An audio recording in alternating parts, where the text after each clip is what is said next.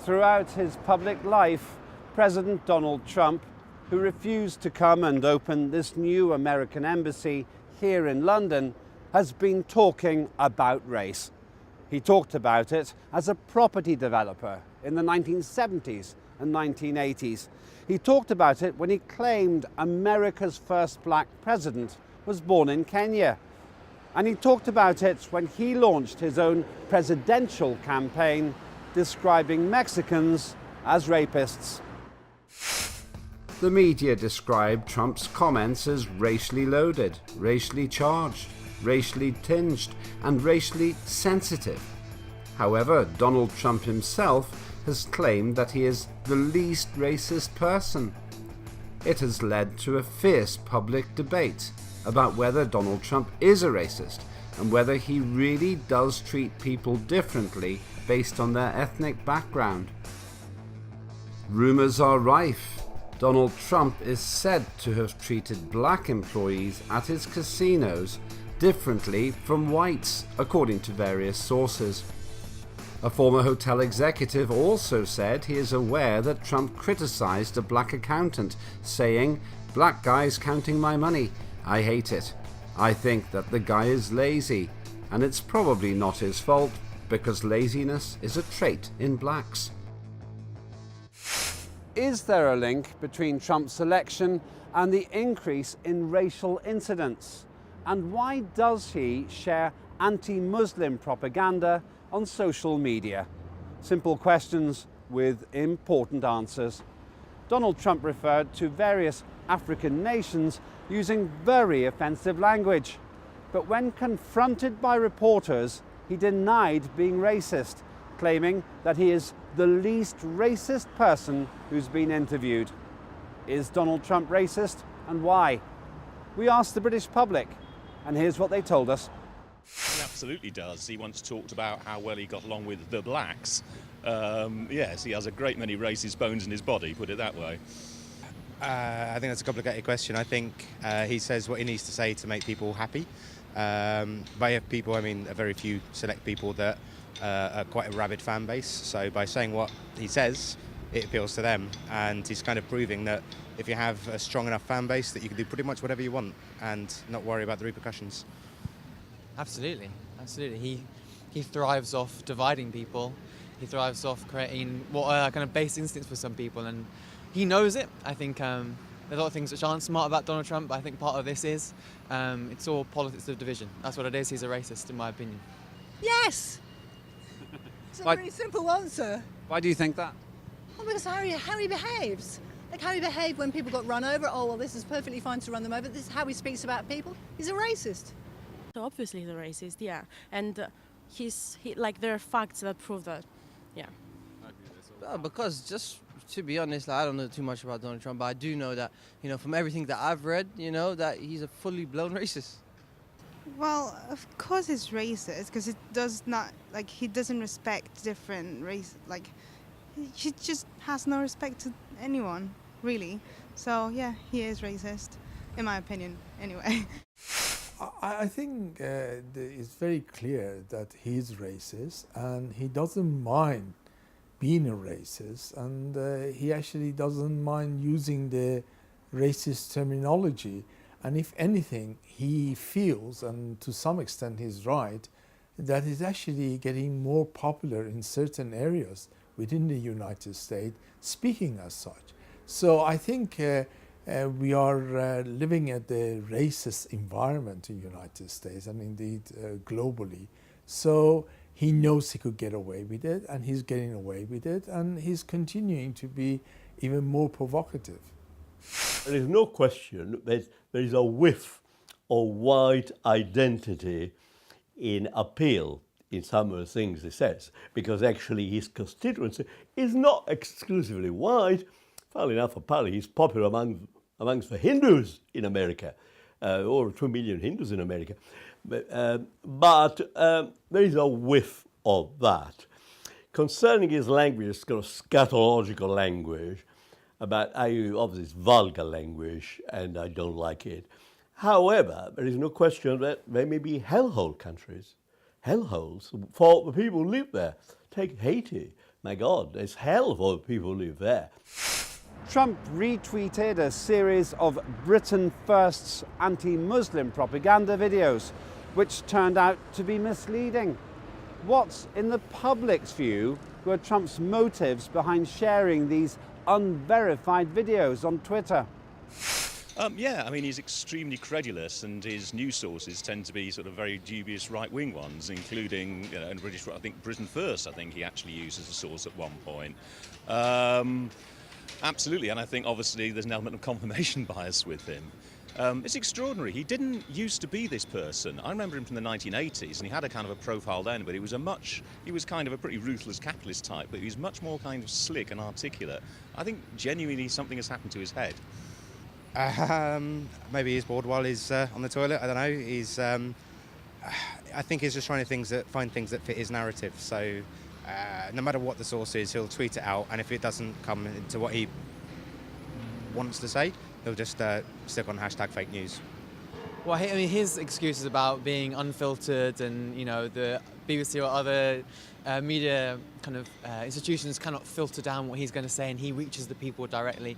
I think, again, it's just trying to divide people. You see the responses that come through Twitter.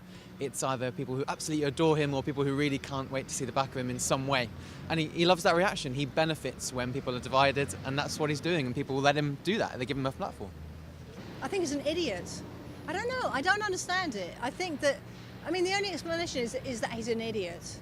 Why be so against Muslims? They're a lovely, lovely part of the world. Third. Most of them. I mean, like everywhere else, there are bad Muslims, like there are bad British people, there are bad Americans, and there are some bad Muslims. But like there are some good English people, good Americans, and very good Muslims. Well, I haven't heard of that, by the way, but I think it's just a way of putting into people's mind, maybe some kind of brainwash. And with everything going on with terrorism, I think people just need an excuse to hate Muslims and, well, people that aren't educated enough, obviously. But yeah, I think he's trying to do that. Promotion. He loves the attention. He is a seeker for attention, so yeah.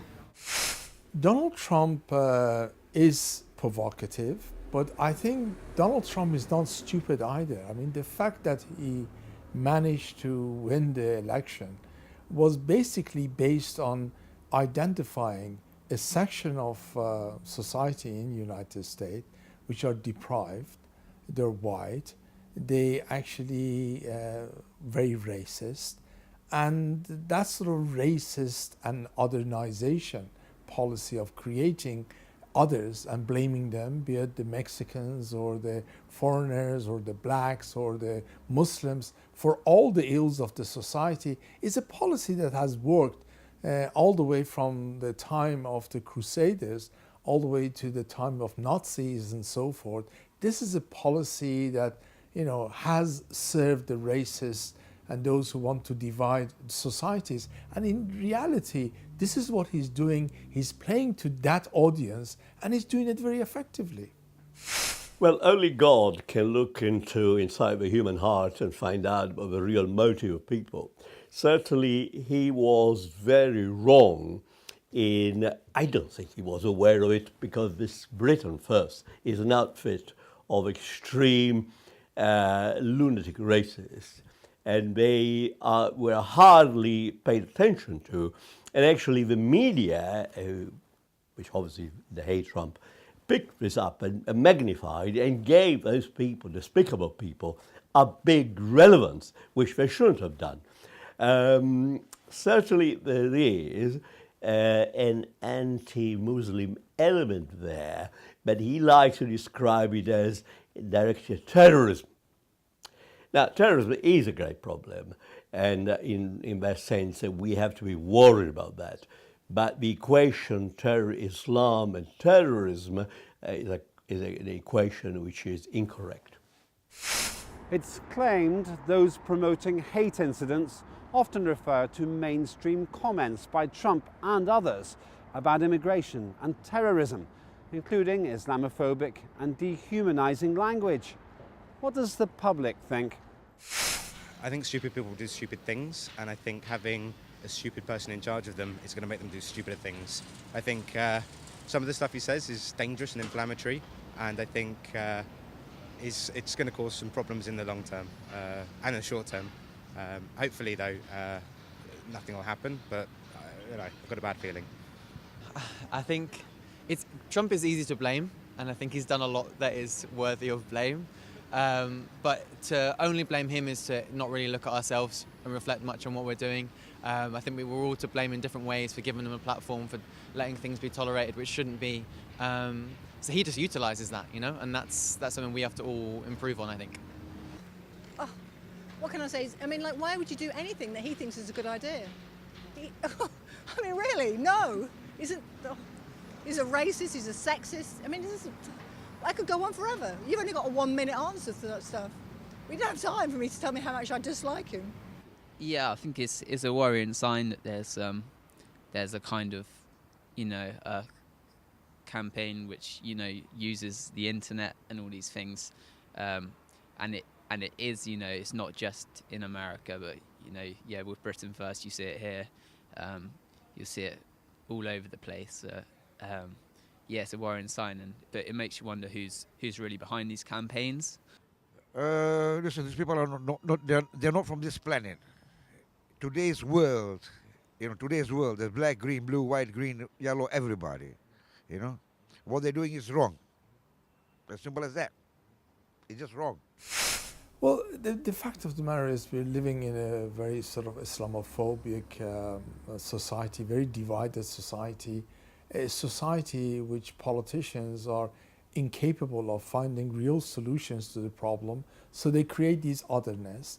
And the fact of the matter is Trump is amplifying that.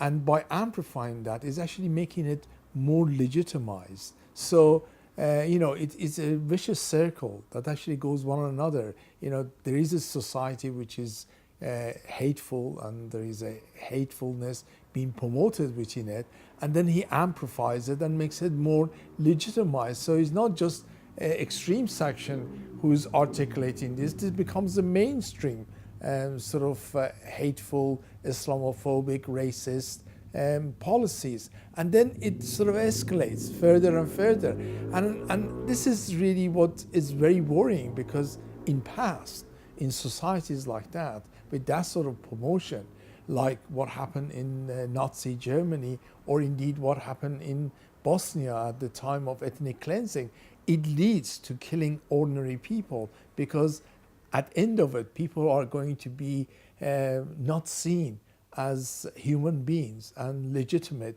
for that sort of atrocities. Well, we got to distinguish terrorism from immigration. They're two separate things.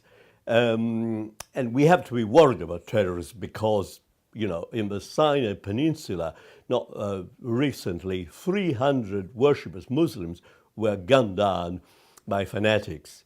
And there have been episodes in Pakistan where Sufis were murdered. So that is a problem. Most of the victims of terrorism worldwide are Muslims. That is the problem. Immigration. We got to remember a distinction which I think we lost between legal and illegal immigration. There are legal immigrants who have a perfect right to come, but also economic immigrants, which are not the same. Now, people want a better life for their families, but who wants a worse life? So I think when it comes to illegal immigration, economic immigration, I think we have to be concerned about that. It is not ipso facto identical with racism. In June 2017, Donald Trump said 15,000 recent immigrants from Haiti all have AIDS, and that 40,000 Nigerians, after seeing the United States, would never go back to their huts in Africa. His approach has other implications too, threatening 800,000 young migrants who are protected under deferred action for childhood arrivals, with possible deportation. The Anti-Defamation League says that racial incidents have almost doubled since Trump was elected. What kind of link, in the public's view, is there between the rise of racial incidents and the election of Trump? Absolutely there is. I mean, it's sad, really. I think it is in America, it's a reaction against Obama, which obviously people felt they were unable to say, we don't want a black president, we're a racist nation. You know, they have to sort of say it in more coded ways. But clearly, there was a there was a portion of America that was absolutely seething that America had its first African-American president. And this, they feel, is their revenge. You know, that's just an aspect of American society that hasn't ever really gone away. Potentially. To be honest, yeah, I can see why. Potentially, if you see sort of thousands of people voting that way, and you see the sort of media reports about how racist he is, then people that do hold those views almost are legitimatized in many ways. Yeah, I would agree. Well, maybe it's the police doing a better job of taking the reports, but probably yes. I think when you whip people into a frenzy, that people are going to do frenzied things. So a good example of that is kind of the whole Democrats versus Republican and the shutdown at the moment. It's so polarizing over there that there's no middle ground and there's no conversation, and I think that's what we're seeing now. I think so. Well, you know, when we had the first black American president, there was still a lot of race crimes, which you'd hope that wouldn't have happened. So it's going to be there anyway. I think it's a real part of a challenge around the world, particularly it seems more in the States. Trump exacerbates that. He gives people who otherwise wouldn't be brave enough to go out and do that in a real public environment. He gives them the courage to do that. If the US president is going to get away with things, then why can't they? And so that's where we are, I think. Of course. So whenever there's anything, so it happens in this country too. I'm a volunteer with a Muslim end-of-life organisation in this country, and when anything bad happens, then I know that there's more attacks on the streets against Muslims here. Of course it'll be the same in America. I think so. I don't think. I think it. You know, these things were there beforehand, but it's kind of been pushed into a kind of, you know, mainstream kind of conflict with his kind of election campaign and all these movements. Well, I think there is already a trend in the world. You know, our own research shows the level of Islamophobia and racism and creation of otherness increasing, and we are living in an environment of hate. As society as a whole, there is so much hatefulness in the environment that affects everybody. But then within that structure, when you have someone like Trump becomes the president, and you know, therefore it really, you can't find any other way of actually legitimizing this level of hate by, you know, doing anything more than the fact that you elect someone like him and then becomes the, you know, leader of the free world. And, you know, leader of free world is going towards racism and xenophobia. And, you know, and what the rest of the world is going to do to stop him. Well, of course, the Anti-Defamation League is the Jewish Anti-Defamation League. Now, if racist incidents include anti-Semitic incidents, Trump is the least person to be anti-Semitic. His daughter Ivanka is married to an Orthodox Jew. He has Orthodox Jewish grandchildren. And he's certainly, and he's given, which I think he blundered that, Jerusalem allowed Israel to proclaim Jerusalem the capital. That was quite wrong. So he's, you know, we got to differentiate between anti-Semitism, which he's not. But quite clear is maybe philo-Semitic, and inside you racist towards Muslims, and that is, I would say, is more xenophobia. Trump has an element of xenophobia, but xenophobia and racism are not the same thing, and that also in this country, the UKIP, after Brexit, we know the xenophobia results of xenophobia. And victims of xenophobia can be from Eastern Europe, white Eastern Europeans. How does the public view Trump's anti-migrant and Muslim positions, including the Muslim ban, while doing a multi-billion-dollar arms deal with Muslim Saudi Arabia? Well, absolutely. I mean, you know, there's a contradiction, and I mean, you know, and obviously it's one of the contradictions of right-wing people that when it comes to money, they suddenly become sort of very global in outlook. But when it comes to people, it's a rather different story. And it's absurd for Americans to be kind of anti-migration. America is all about migration. If any American is entitled to have a grudge about migration, it's the native Americans. Hypocritical. I think he did list Saudi Arabia as one of his bad word countries. There's not much to say. It's just hypocrisy. And is he serving his own gains? I don't know. I don't really have a good answer for you. I think it's just a bit. Yeah. Well, it's always nice to be friends with the Saudis, isn't it? I mean, really, this government in this country as well is like, oh, they just don't care. So they don't care about being friends with the Saudis, and they are very bad people. Then maybe the new guy's going to improve. Maybe. I'm still waiting to see real change. Yeah, I think that shows it.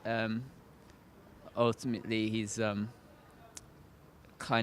he's happy to make, corrupt deals, which might be to his own personal benefit as a politician, and his his ideology is very unprincipled.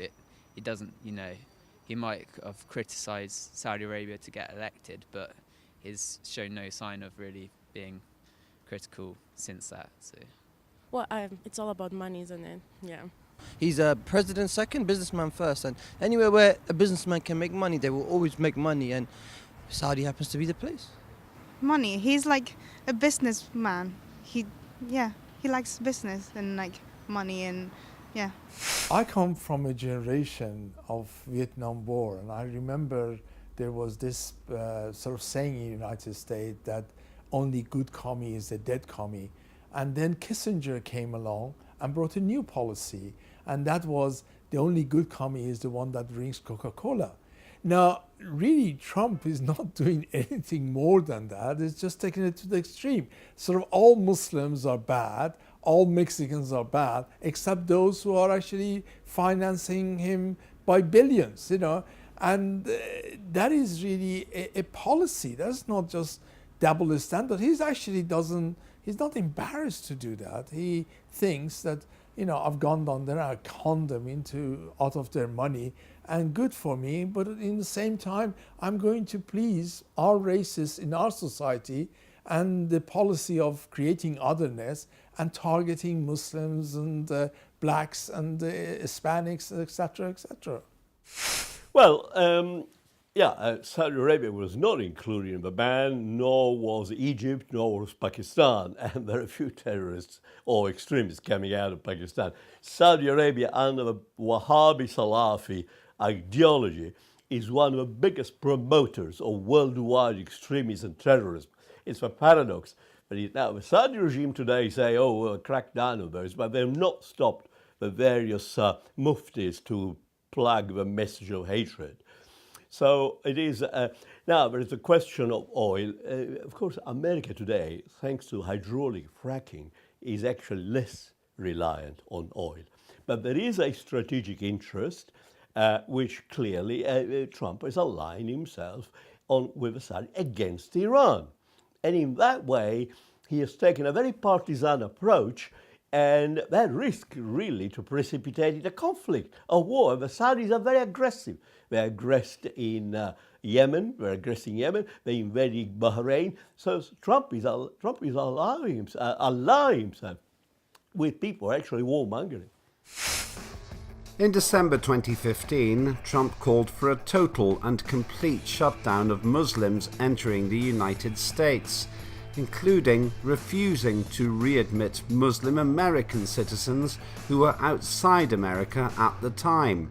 He also retweeted those anti-Muslim propaganda videos from an ultra-nationalist UK political group. Donald Trump is no stranger to controversy, and his use of social media to make highly controversial statements is not a surprise either. What worries many is that progress in dealing with American racial tensions and prejudice, progress which has taken thousands of campaigners and millions of citizens decades to achieve, could be undone in a very short period of time, all by a man preaching racially provocative views who just happens to be the President of the United States of America.